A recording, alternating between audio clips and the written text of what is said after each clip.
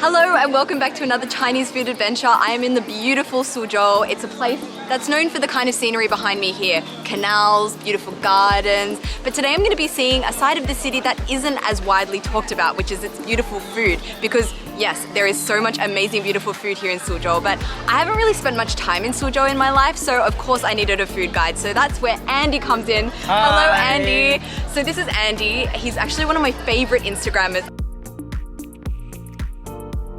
Hi, I'm Andy. I'm from Singapore and I've lived in Suzhou for the past 3 years. His photos are absolutely spectacular, phenomenal, jaw-dropping, like choose your adjective, that's what it is. Everyone should take a minute out of their day to go and follow Andy on Instagram. Seriously, you won't regret it. One thing that I love about Andy's account, not just his beautiful pictures of Suzhou, are the amazing stories that you post about your local food adventures wherever you go on your travels. So I'm really excited to explore that side of the city with you today. Yeah, I'm definitely excited to show you around. What would you say about Suzhou food in a nutshell?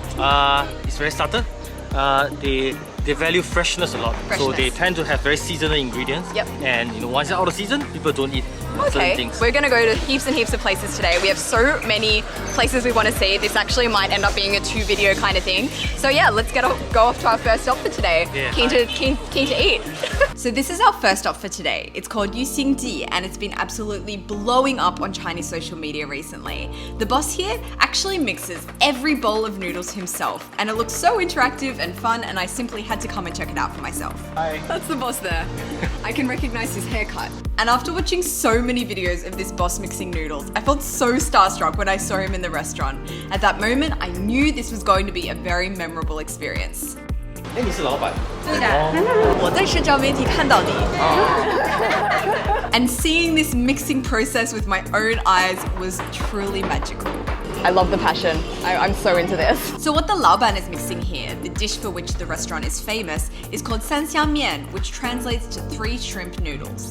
But there are definitely more than 3 shrimps in every bowl of noodles here. There are so many of the tiniest little shrimps. It's a very labor-intensive dish to make. So for that reason, 1 bowl of noodles here is 128 renminbi. 山虾面呢，主要是很金贵的在哪里呢？它1年4季只有3个多月。哦，所以这个菜不是1年都有？没有，那个就是虾的怀孕期。虾怀孕了有籽了嘛，要怀孕了，就是黄梅天。我们这个天下雨的是难受的，感觉很难受的，就是这个天有这个面。过了这个季节就没了。哇哦！所以说你要到10月1号，你要说长假来吃我们山虾面，就吃不到了。6月黄也是这个季节。So 6月黄, or June yellow crab, refers to a variety of hairy crab that are collected from June to July each year. The reason why is because during this season, at this young age, the crabs are full of this intense creamy yellow flesh, as you can see here.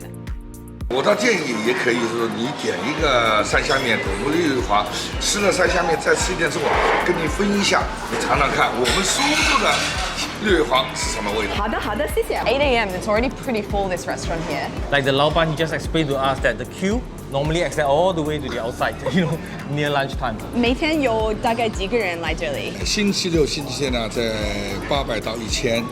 一天？对。Oh my god！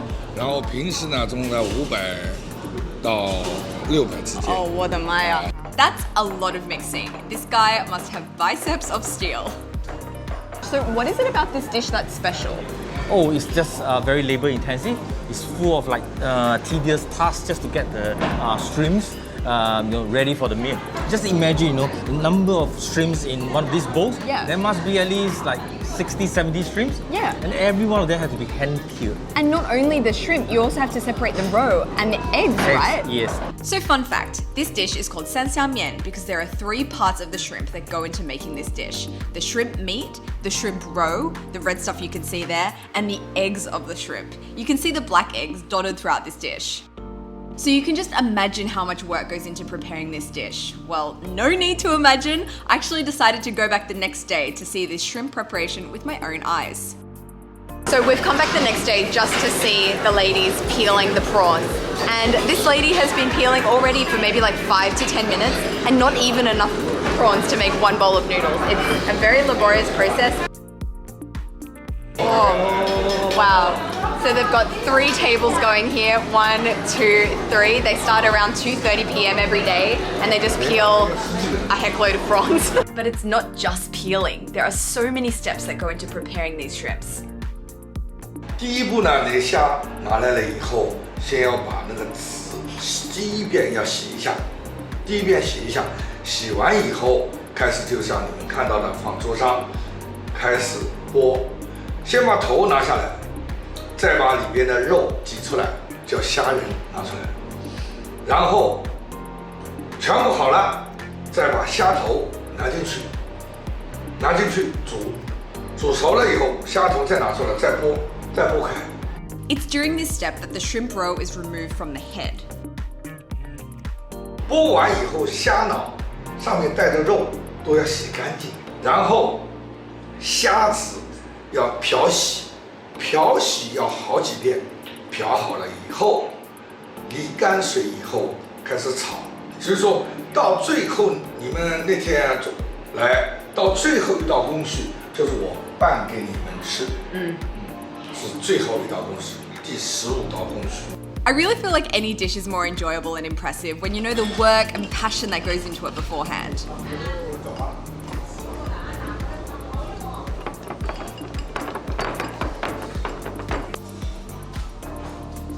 So we have 2 bowls here. This is the pure 三虾面, so you only have shrimps inside. Yep. Whereas this is with 六月黄, which is like the June crab roll. Oh. So it's like richer. 这碗六月黄味道比较浓郁，对，所以说你先吃浓郁的，再吃清淡的，就没有味道。 So you're supposed to have the pure shrimp one first, then the one with the crab roll. Oh my gosh, these look absolutely amazing. Okay. Oh my god, the boss is telling me eat. Okay, I guess we have to eat this while it's like fresh and hot. So it's like really staring at us. You have to eat it now. Okay. 三虾面, and they're so cute. These tiny shrimps, they're like tiny in there.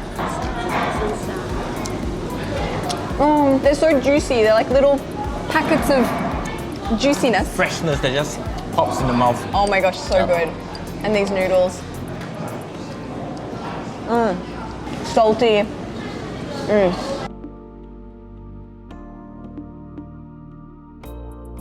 毕竟有点油腻，所以说这个配菜呢可以解油腻。 So apologies, there's a bit of background noise. I think they're doing some construction work here, so if the sound is a bit sorry about that.